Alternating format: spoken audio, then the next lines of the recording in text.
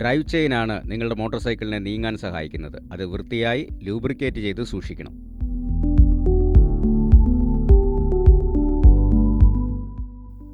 Hi, എൻ്റെ പേര് കാരൺ.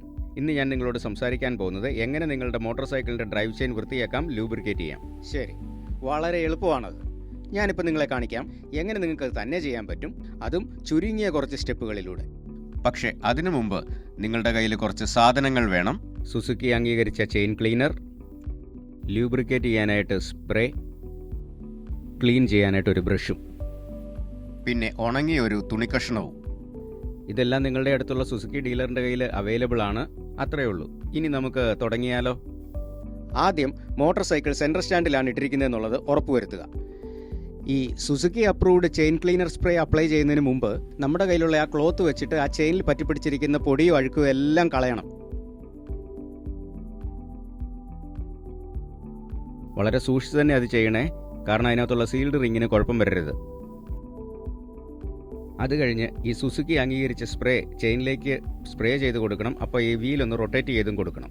ഇത് ചെയ്ത് ഒരു 5-10 മിനിറ്റ് അത് ചുമ്മാ ഇട്ടേക്കുക.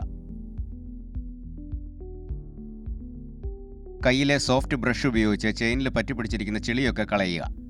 എന്നിട്ട് തുണി കൊണ്ട് തുടയ്ക്കുക. അങ്ങനെ ആ ഡ്രൈവ് ചെയിൻ പക്കായിട്ട് ക്ലീൻ ആയി കഴിയുമ്പോൾ ഒരു 5 മിനിറ്റ് വെയിറ്റ് ചെയ്യുക. എന്നിട്ട് സുസുക്കി അംഗീകരിച്ച ലൂബ്രിക്കൻ സ്പ്രേ ആ നോസിൽ ഉപയോഗിച്ച് സ്പ്രേ ചെയ്യുക.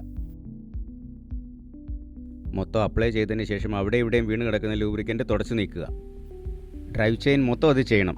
ഈ ഡ്രൈവ് ചെയിനിൽ പണിയുമ്പോൾ വളരെയധികം ശ്രദ്ധ ചെലുത്തണം കേട്ടോ, കാരണം കൈ മുറിയാനായിട്ടുള്ള സാധ്യത വളരെ കൂടുതലാണ്. ഇനിയൊരു കാര്യം, ഈ ഡ്രൈവ് ചെയിൻ മൊത്തം ലൂബ്രിക്കേറ്റ് ചെയ്തതിന് ശേഷം കുറച്ച് നേരത്തേക്കെങ്കിലും ഈ മോട്ടോർ സൈക്കിൾ കഴുകാൻ പാടുള്ളതല്ല. ഇത്രയേ ഉള്ളൂ. ഇപ്പം നമുക്ക് വണ്ടി ഒന്ന് ഓൺ ചെയ്ത് ഡ്രൈവ് ചെയിൻ്റെ സ്മൂത്ത്നെസ് ഒന്ന് ചെക്ക് ചെയ്യാം.